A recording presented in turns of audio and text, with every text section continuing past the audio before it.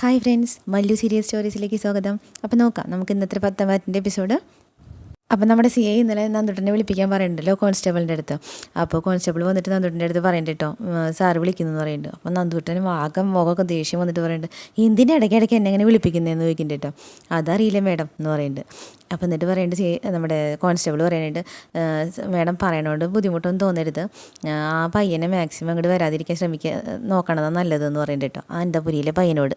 അതിപ്പോൾ ഞാൻ പറഞ്ഞില്ലെങ്കിലോ വരും എന്ന് പറഞ്ഞിട്ട് തന്നിട്ട്. അപ്പോൾ കോൺസ്റ്റബിൾ പറയും, വരാതിരിക്കുന്നത് അപ്പം അതിന് നല്ലത്, മേഡത്തിന് മുന്നിൽ വെച്ചാണല്ലോ ഇനി ഇങ്ങോട്ട് വരരുതെന്ന് പറഞ്ഞത് CI സാർ എന്ന് പറയും കേട്ടോ. അപ്പോൾ എൻ്റെ വ്യക്തിപരമായ കാര്യങ്ങൾ എന്തിനാ CI സാർ ഇങ്ങനെ ഇടപെടുന്നേ, എനിക്കറിയാം കാര്യങ്ങളൊക്കെ എന്ന് പറഞ്ഞിട്ട് തന്നിട്ടൻ. അപ്പോൾ കോൺസ്റ്റബിളിലേക്ക് അറിയാലോ, എന്നാൽ പിന്നെ അതിനനുസരിച്ചിട്ട് മേഡം മുന്നോട്ട് പോകുന്നത് നല്ലത്. അപ്പോൾ തന്നിട്ടൻ പറഞ്ഞിട്ടുണ്ട്, എനിക്ക് എൻ്റേതായ വ്യക്തിത്വമുണ്ട് നിലപാടുണ്ടെന്ന് പറയുന്നുണ്ട്. അപ്പോൾ കോൺസ്റ്റബിൾ പറയുന്നുണ്ട്, അദ്ദേഹത്തിൻ്റെ ഉണ്ട്. എന്തായാലും മേഡത്തെ കാണുന്ന CI പറഞ്ഞു, അതിവിടെ വന്ന് ഞാൻ പറഞ്ഞു, ബാക്കിയൊക്കെ മേഡത്തിൻ്റെ ഇഷ്ടം. അതും പറഞ്ഞിട്ട് നമ്മുടെ കോൺസ്റ്റബിൾ അങ്ങോട്ട് പോയിട്ടോ. അപ്പോൾ നന്ദുട്ടിന് ആകെ ദേഷ്യം വന്നിട്ട് എഞ്ചിട്ട് അങ്ങോട്ട് പോകുന്നുണ്ട്. നമ്മുടെ CI അവിടെ ചിരിച്ചിങ്ങനെ ഇരിക്കാനായിട്ട് നന്ദുൻ്റെ വരവും കാത്തിട്ട്. അപ്പോൾ നന്ദു എന്നിട്ട് ഇങ്ങനെ സല്യൂട്ട് ചെയ്തു. അപ്പോൾ പറയുന്നുണ്ട്, എപ്പോഴും ഇങ്ങനെ സല്യൂട്ട് ചെയ്യേണ്ടെന്ന് പറയുന്നുണ്ട് കേട്ടോ. അപ്പോൾ നന്ദു പറയുന്നുണ്ട്, എന്നാലും ഡ്യൂട്ടി ടൈം അല്ലേ സാർ എന്ന് ചോദിക്കുന്നുണ്ട് കേട്ടോ. നന്ദു ഇരിക്കുകയെന്ന് പറയുന്നുണ്ട്. അത് കഴിഞ്ഞിട്ട് CI അവിടെ നിന്ന് എണീറ്റു കേട്ടോ. എന്നിട്ട് ഇങ്ങനെ സൈഡ് തിരിഞ്ഞ് നിൽക്കുകയാണേ. എന്നിട്ട് ചോദിക്കുന്നുണ്ട്, നന്ദു ഈ ഭാഗത്തൂടെ എൻ്റെ മുഖത്തോട്ട് നോക്കുമ്പോൾ എന്തെങ്കിലും പ്രത്യേകത തോന്നുന്നുണ്ടോ ചോദിക്കുന്നുണ്ട് കേട്ടോ. അപ്പോൾ നന്ദു അല്ലാതായി. നന്ദു പറഞ്ഞു, അത് പിന്നെ എന്ന് പറയുന്നുണ്ട്. അപ്പോൾ പറയുന്നുണ്ട്, പറയണ്ട, പ്രണയം എനിക്കൊരു പുത്തരിയല്ല, പ്രേമിക്കുന്ന പെൺകുട്ടികളിൽ ആരെ തിരഞ്ഞെടുക്കണം എന്നുള്ള കൺഫ്യൂഷനിലാണ് ഞാൻ. അങ്ങനെയാണ് എൻ്റെ ഇത്രയും വർഷം പോയി കിട്ടിയത്. കഴിഞ്ഞ ദിവസം എൻ്റെ ഒരു അങ്കിൾ വന്നില്ലേ, ആ അങ്കിളിൻ്റെ മോൾക്ക് ഉൾപ്പെടെ എന്നെ വേണം, എല്ലാം വേസ്റ്റാണ്. നന്ദുവിനെ പോലെ കഴിവും പക്വതയുള്ളവരൊക്കെ കുറവാന്ന് പറയുന്നുണ്ട് കേട്ടോ. അപ്പം നമ്മുടെ നന്ദുട്ടൻ ചോദിക്കുന്നുണ്ട്, ഇത് സാറ് എന്നെ കാണുമ്പോൾ ഇടയ്ക്കിടയ്ക്ക് ഇങ്ങനെ പറയുന്നുണ്ടല്ലോ. അപ്പോൾ സാറ് പറയുന്നുണ്ട്, നമ്മൾ പ്രേമിച്ച് നടന്നിട്ട് കാര്യമൊന്നുമില്ല, പറയണതൊക്കെ കാരണന്മാരോട് പറയണതാണ് അതിൻ്റെ രീതി. അതുകൊണ്ടാണ് ഞാൻ നന്ദുവിൻ്റെ വീട്ടിൽ വന്നത്, എൻ്റെ മനസ്സിലുള്ളത് തുറന്നു പറയാൻ. നന്ദുവിന് വിവാഹപ്രായമായി, നന്ദു ഇപ്പോൾ രസയാണ്. അപ്പോൾ വീട്ടിലൊക്കെ തകൃതിയായിട്ട് കല്യാണാലോചനകൾ നടക്കുന്നുണ്ടാവുമല്ലോ. അത് മാത്രമല്ല, ഒരുത്തനുണ്ടല്ലോ, എന്താ അവൻ്റെ പേര് ചോദിക്കുന്നുണ്ട് കേട്ടോ. അപ്പോൾ നമ്മുടെ നന്ദുട്ടൻ പറയും അനി എന്ന് പറയും. അവൻ്റെ മുഴുവൻ പേര് അനി എന്നാണോ? അപ്പോൾ നന്ദുട്ടൻ പറഞ്ഞ അനി എന്നാണ് വീട്ടിൽ വിളിക്കണത്, അനിരുദ്ധൻ എന്ന മുഴുവൻ പേര് എന്ന് പറയുന്നുണ്ട് കേട്ടോ. അപ്പോൾ നമ്മുടെ CI പറയുന്നുണ്ട്, അവൻ അനിരുദ്ധനല്ല, അനുരാഗരുദ്ധനാണ്. അതുകൊണ്ടാണ് അവൻ നന്ദുവിനെ വിടാതെ പിന്തുടരുന്നതെന്ന് പറയുന്നുണ്ട്. അപ്പോൾ നന്ദുവിന് അത് ഇഷ്ടമായില്ല. നന്ദു പറയുന്നുണ്ട്, സാറ് വിചാരിക്കുന്ന പോലെ അവൻ എല്ലാ പെൺകുട്ടികളുടെ പേരിൽ അങ്ങനെ നടക്കണ ആളൊന്നുമല്ല. അപ്പോൾ CI പറയണേ, നന്ദുവിനെ പോലെ ഒരാൾ അവനെ പോലുള്ള ഒരുത്തനെ ന്യായീകരിക്കേണ്ടതാണ് എനിക്ക് സഹിക്കാൻ പറ്റാത്തത്. അവനെക്കുറിച്ച് അവൻ്റെ ഭാര്യ ചാനലിൽ പറഞ്ഞത് നന്ദു കേട്ടതല്ലേ, അതിലെന്തെങ്കിലും തെറ്റുണ്ടോ? കല്യാണം കഴിഞ്ഞ ശേഷം ഒരു അന്യ പെണ്ണിൻ്റെ പിന്നാലെ ഒരാണ് നടന്നു കഴിഞ്ഞാൽ അവനെ പിന്നെ എന്താ പറയേണ്ടത്? ഞാൻ അവന് വാണിയും കൊടുത്താണെന്ന് വിട്ടത്, ഇനി അവനിവിടെ വന്നാൽ അവൻ്റെ അവസാനത്തെ വരവായിരിക്കും. അപ്പം നന്ദു ചോദിക്കണ്ട കേട്ടോ, അല്ല സാറ് കല്യാണാലോചനയായിട്ട് എൻ്റെ വീട്ടിലേക്ക് വരണേക്കാൻ മുമ്പേ എന്നോടൊന്ന് ചോദിക്കാത്ത എന്താ? അപ്പോൾ ഞാനിതുവരെ പറഞ്ഞത് നന്ദുവിന് മനസ്സിലായില്ലേ എന്ന് ചോദിക്കണ്ട കേട്ടോ. ഞാൻ വാക്ക് ചോദിക്കണതേ വീട്ടിലുള്ള കാരണന്മാരോടാ. അവരെൻ്റെ വാക്ക് കേട്ട് കഴിഞ്ഞാൽ, അവരെന്നെ അംഗീകരിച്ച് കഴിഞ്ഞാൽ ബാക്കിയൊക്കെ ഓക്കെയാണ്. എന്നിട്ട് പറയണ്ട കേട്ടോ, എൻ്റെ കാര്യത്തിൽ തീരുമാനം എടുക്കുന്നത് വീട്ടുകാരല്ല, ഞാൻ തന്നെയാണ്. അതുകൊണ്ട് ഞാനൊരു പെണ്ണിനെ ഇഷ്ടപ്പെട്ടിട്ട് അവരോട് നടത്തി തരണമെന്ന് പറഞ്ഞാൽ അവർ പിന്നെ എതിരഭിപ്രായം പറഞ്ഞൊന്നും പറയില്ല. അപ്പം നന്ദുട്ടൻ പറഞ്ഞിട്ടു, എനിക്കാണെങ്കിൽ ഇപ്പോൾ ഉടനെ കല്യാണമൊന്നും വേണ്ട സാർ എന്ന് പറഞ്ഞിട്ട് കേട്ടോ. അപ്പോൾ CI പറഞ്ഞിട്ട്, വേണ്ട, എനിക്കാണെങ്കിൽ ഇങ്ങനെ ഇജോറായിട്ട് വരിക, എന്നാലും കുഴപ്പമില്ല, ഞാൻ വെയിറ്റ് ചെയ്യാം. നന്ദുവിൻ്റെ മുഖമൊക്കെ ആകെ പോയിട്ടോ. അപ്പോൾ CI പറയണ്ടേ, നമുക്ക് എൻഗേജ്മെൻറ്റ് നടത്തി വയ്ക്കാമല്ലോ, അപ്പോൾ പിന്നെ ശല്യങ്ങളൊക്കെ കുറയുമല്ലോ. അതിന് ആരും ശല്യം ചെയ്യണില്ലേ സാർ എന്ന് പറഞ്ഞിട്ടോ നന്ദു. അപ്പോൾ പറയുന്നത്, നന്ദുവിൻ്റെ 2 ചേച്ചിമാരും ഈ പറയണ അനിരുദ്ധൻ്റെ വീട്ടിലേക്കാണ് പോയിരിക്കുന്നത്, അതുകൊണ്ടാണ് അവർക്ക് നിന്നെ തള്ളി പറയാൻ പറ്റാത്തത്. പക്ഷേ ഞാൻ കല്യാണം ആലോചിച്ച് ചെല്ലുമ്പോൾ നന്ദുവിൻ്റെ എന്തെങ്കിലും പ്രണയമോ മറ്റെന്തെങ്കിലും ആലോചനകളോ ഉണ്ടെങ്കിൽ അവർ അച്ഛനമ്മമാർ എന്നോട് അത് പറഞ്ഞേനെ. ഞാൻ മനസ്സിലാക്കുന്നത് ഞാൻ ആലോചനയായിട്ട് വന്നത് അവർക്ക് വലിയ സന്തോഷമായെന്നാ. പക്ഷെ അത് തൻ്റെ മുഖത്ത് കാണാനില്ല, ഉള്ളിൽ സന്തോഷം മറച്ചു വെച്ചിട്ട് പുറമേ കാണിക്കുന്നതാണോ എന്ന് എനിക്കറിയില്ല. അപ്പം നന്ദു പറയണ്ട കേട്ടോ, ഞാൻ വിവാഹത്തിന് വേണ്ടിയിട്ട് മാനസികമായിട്ട് പ്രിപ്പയർഡ് ആയിട്ടില്ല സർ എന്ന് പറയണ്ട കേട്ടോ. അതിലേക്കൊക്കെ നമുക്ക് സാവകാശം വരാം. ഇപ്പോഴെന്തായാലും ഞാൻ തേടി നടന്ന പെൺകുട്ടി എൻ്റെ മുമ്പിലെത്തിയതിൻ്റെ സന്തോഷത്തിലാണ് ഞാൻ. നന്ദുവിനും വല്ലാതായിട്ടുണ്ട് കേട്ടോ മുഖം. എന്നിട്ട് CI പറയുന്നുണ്ട്, ഇനി എൻ്റെ ഭാര്യയുടെ സ്ഥാനത്ത് ഞാൻ എന്തായാലും ഇനി മറ്റൊരു പെൺകുട്ടിയെ കാണുന്നില്ല. നന്ദു സച്ചിൻ, ഈ സച്ചിദാനന്ദൻ്റെ പേരുണ്ടല്ലോ, അത് മിക്കവാറും ഞാൻ വെട്ടി മാറ്റും, എല്ലാ റെക്കോർഡിലും സച്ചിൻ എന്നാക്കണം. അത് സച്ചിൻ ടെണ്ടുൽക്കറിന് ഒരു ക്രെഡിറ്റ് ആയിക്കോട്ടെ. അപ്പോൾ ഇത് CI എന്നിട്ട് ഇങ്ങനെ ബാക്കിൽ വന്ന് നന്ദുവിൻ്റെ ബാക്കിൽ വന്നിട്ടാണ് വന്നിട്ട് ഇങ്ങനെ പറയണേ, നന്ദു ഇരിക്കുന്ന കസാരയിൽ ഇങ്ങനെ കൈ കുത്തിയിട്ട്. അപ്പോഴേക്കും നന്ദു ചാടി എനിക്ക് കേട്ടോ. എന്നാൽ ഞാൻ പൊക്കോട്ടെ സാർ എന്ന് പറയേണ്ടത്, ഇത്രയും നമ്മൾക്ക് നന്ദുവിന് അസ്വസ്ഥയായിട്ടുണ്ട്. അപ്പോൾ നമ്മുടെ CI പറയുന്നുണ്ട്, പാർക്ക്, ബീച്ച്, റെസ്റ്റോറൻറ്റ്. മനസ്സിലായില്ലേ സാർ എന്ന് പറയുന്നുണ്ട് നന്ദു. അപ്പോൾ CI പറയുന്നുണ്ട്, ഇവിടെ എവിടെ വേണമെങ്കിലും പോവാം. അപ്പോൾ നന്ദു പറയുന്നുണ്ട് കേട്ടോ, അതൊന്നും വേണ്ട സാർ, നമ്മൾ ഈ നാട്ടിലെ SIയും CIയുമാണ്, നമ്മളങ്ങനെ ചുറ്റിക്കറങ്ങി നടക്കുന്നത് ശരിയല്ല എന്ന് പറയുന്നുണ്ട്. ഗുഡ് എന്ന് പറയുന്നുണ്ട്. അപ്പോൾ സച്ചി, എന്നാൽ പിന്നെ റെസ്റ്റോറൻറ്റിൽ പോവാം, അവിടെ ഒരു കുഴപ്പം കാണില്ല, നമ്മൾ മാത്രമേ കാണൂ എന്ന് പറയുന്നുണ്ട് കേട്ടോ CI. ഇതൊന്നും വേണ്ട സാർ എന്ന് പറഞ്ഞിട്ട് നന്ദു വേഗം അവിടെ നിന്ന് പോവാണ് കേട്ടോ. അപ്പോൾ CI ഇങ്ങനെ ചിരിച്ച് പ്രണയിച്ച് നിൽക്കുന്നുണ്ട്. അപ്പോൾ ഇവിടെ അനന്തപുരിയിലാണെങ്കിൽ നമ്മുടെ ജലജയും ജാനകിയും തമ്മിൽ സംസാരം തുടങ്ങിയിട്ടുണ്ട് കേട്ടോ. അപ്പോൾ ജലജ പറയേണ്ടത് എന്തായാലും അവൾക്ക് പറ്റിയൊരു ബന്ധം തന്നെ അവൾക്ക് കിട്ടിയിരിക്കുന്നത്. അവളെ തളച്ചിടാനേ ഇതേപോലെ ഒരാൾക്ക് മാത്രമേ പറ്റുള്ളൂ. അപ്പോൾ ജാനകി പറയേണ്ടിട്ടോ അയാളെ കൊണ്ടും പറ്റുമെന്ന് ആർക്കറിയാം. അപ്പോൾ ജലജ പറയേണ്ടത് എന്തായാലും ശരി, അനിയേക്കാളും യോഗ്യതയുള്ള ഒരുത്തിനെ കണ്ടപ്പോൾ അവൾ അവൻ്റെ പിന്നാലെ പോയില്ലേ. അതൊന്നും മനസ്സിലാക്കാതെ അവളെ ശരണം എന്ന് പറഞ്ഞ് നടക്കണം നിന്റെ മോനാണ് ജാനകി മണ്ടൻ എന്ന് പറയുന്നുണ്ട് കേട്ടോ. അപ്പോഴേക്കും നമ്മുടെ അനി ഇവിടെ വന്ന് ഇറങ്ങിയിട്ടുണ്ട്. അതേ മണ്ടൻ എത്തി എന്ന് പറയുന്നുണ്ട് കേട്ടോ ജലജ. അപ്പോൾ ജാനകി പറഞ്ഞിട്ട് ഇനിയെങ്കിലും ഇവനൊരു നല്ല ബുദ്ധി തോന്നിയാൽ മതിയായിരുന്നു. അങ്ങനെ അനി വന്നപ്പോൾ നമ്മുടെ ജലജ ചോദിക്കുന്നുണ്ട് കേട്ടോ, എന്താ മോനെ മുഖത്തൊരു വാട്ടം എന്ന് ചോദിക്കണ്ടേ. അപ്പോൾ അനി പറയണ്ട അത് ഞാൻ കുറച്ച് സമയം വെയിലത്ത് നിന്നായിരുന്നു, അതുകൊണ്ട് വാടിപ്പോയതായിരിക്കും. അപ്പം ജാനകി പറഞ്ഞ അതൊന്നല്ല കാര്യം, കാമുകി കൈവിട്ട് പോയില്ലേ എന്ന് ചോദിക്കുന്നുണ്ട്. അപ്പം അനി ചോദിക്കുന്നുണ്ട് കാമുകിയോ എന്ന് ചോദിക്കുന്നുണ്ട്. അയ്യോ അവനെ കാമുകി ആരാന്ന് അവൻ അറിയത്തില്ല എന്ന് പറയുന്നുണ്ട് ജലജ. എടാ നീ നന്ദുവിൻ്റെ കാമുകനാന്ന് പറഞ്ഞ് ഇനി നടക്കരുത്, നടന്നാലേ മിക്കവാറും അകത്താവും എന്ന് പറയുന്നുണ്ട് ജലജ. അപ്പച്ചി എന്താ ഈ പറയണേന്ന് ചോദിക്കുന്നുണ്ട് കേട്ടോ. അപ്പോൾ ജാനകി പറയുന്നുണ്ട് പറയുന്നതൊന്നും അവന് മനസ്സിലാവാത്ത സ്ഥിതിക്ക് ഇനി മനസ്സിലാവുന്ന പോലെ പറഞ്ഞു കൊടുക്ക് ജലജ എന്ന് പറയുന്നുണ്ട് കേട്ടോ. അപ്പോൾ ചോദിക്കട്ടെ ഏട്ടാ അനി നന്ദുവിന് കഴിവും യോഗ്യതയുള്ള ഒരു പയ്യൻ്റെ ആലോചന വന്ന് നീ അറിഞ്ഞില്ലേ? അനിങ്ങനെ ഒന്നും അറിയാത്ത പോലെ നിൽക്കുക കേട്ടോ. അപ്പോൾ ചോദിക്കുന്നത് അപ്പം നമ്മുടെ ജാനകി പറയുന്നുണ്ട് ഇവൻ്റെ മുഖത്തെ ഭാവം കണ്ടിട്ട് ഇവനൊന്നും അറിഞ്ഞിട്ടില്ല എന്നാ ജലജയെ തോന്നണേ. എന്നാൽ പിന്നെ നമുക്ക് തന്നെ അറിയിച്ചു കൊടുക്കാം എന്ന് പറഞ്ഞിട്ട് ജലജ പറയുന്നുണ്ട് കേട്ടോ. എടാ നന്ദുവിനെ കാണാൻ കൊള്ളാവുന്നൊരു ചെറുപ്പക്കാരൻ വന്നു, എന്നിട്ട് അവൻ പെണ്ണ് കണ്ടിട്ട് പോയി, മിക്കവാറും ആ ബന്ധം നടക്കാനുള്ള സാധ്യതയുണ്ട്. പനി പറഞ്ഞിട്ടുണ്ട് ഒരിക്കലും നടക്കില്ല, നന്ദു ഒരിക്കലും ആ വിവാഹത്തിന് സമ്മതിക്കില്ല. നിനക്ക് എന്തായാലും ഉറപ്പ് വയ്ക്കുന്നുണ്ട് കേട്ടോ. എനിക്ക് ഉറപ്പുണ്ട് അവളങ്ങനെ ഒരുമാതിരിപ്പെട്ട ആണെങ്കിൽ മുന്നിലൊന്നും തല കുണിച്ച് കൊടുക്കുന്ന ടൈപ്പൊന്നല്ല.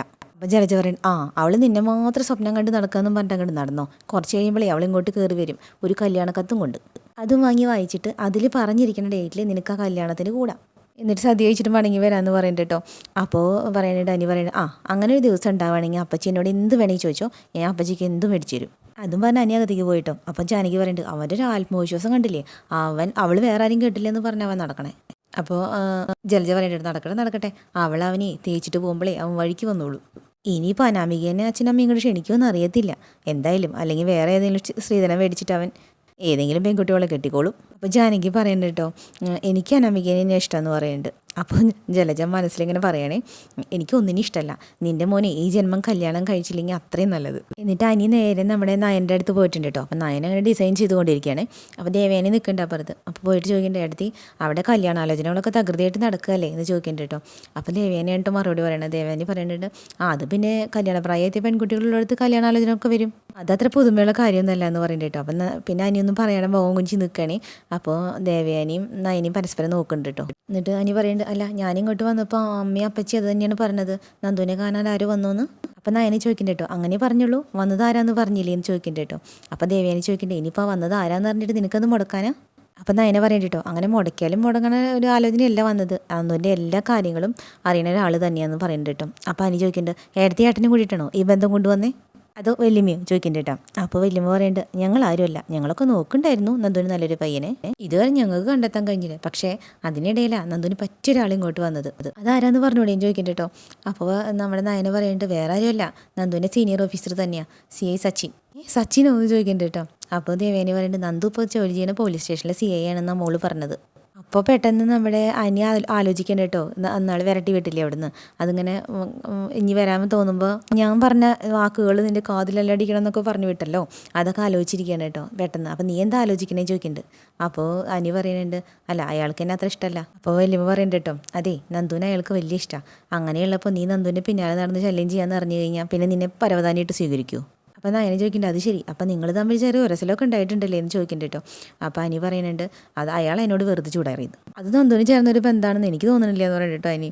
അപ്പോൾ നയനെ പറയുന്നുണ്ട് പക്ഷേ അച്ഛനും അമ്മയ്ക്കൊക്കെ ഭയങ്കരമായിട്ട് ഇഷ്ടപ്പെട്ടു, എഴുത്തിക്കോ ഒന്ന് ചോദിക്കുന്നുണ്ട് കേട്ടോ. അപ്പോൾ നയനെ പറയുന്നത് ഞാൻ കണ്ടില്ലല്ലോ, പിന്നെ അവളുടെ സീനിയർ ഓഫീസർ അല്ലേ, അപ്പോൾ അതല്ലേ അവൾക്ക് നല്ലത്. അപ്പോൾ അനി പറയുന്നുണ്ട് കേട്ടോ അയാൾക്ക് ഏജ് ഭയങ്കര കൂടുതലാന്ന് പറയുന്നുണ്ട്. അപ്പോൾ വല്യമ്മ പറയുന്നുണ്ട് ആയിക്കോട്ടെ ചിലപ്പോൾ അയാൾക്ക് 10-30 വയസ്സ് കാണുമായിരിക്കും, അതിപ്പോൾ നന്ദുവിനുണ്ടല്ലോ 22 വയസ്സ്. അനിയുടെ മുഖമൊക്കെ പോയിട്ടോ. അപ്പം നയനയും അമ്മയും കൂടി പരസ്പരം നോക്കുന്നുണ്ട്. എന്നിട്ട് വല്യമ്മ പറയുന്നുണ്ട് കേട്ടോ ദേവേനി പറയുന്നുണ്ട് എന്തായാലും നന്ദുവിന് നല്ലൊരു ബന്ധം ഒത്തി വന്നിരിക്കുക, SIയും CIയും അതാണ് നല്ലത്, അതുകൊണ്ട് നീ ഒരു കാരണവശാലും നന്ദുവിനെ ഇനി കാണാൻ ശ്രമിക്കരുതെന്ന് പറയും കേട്ടോ. ശരി എന്ന് പറഞ്ഞിട്ട് പോകാൻ നിൽക്കണം കേട്ടോ അനി.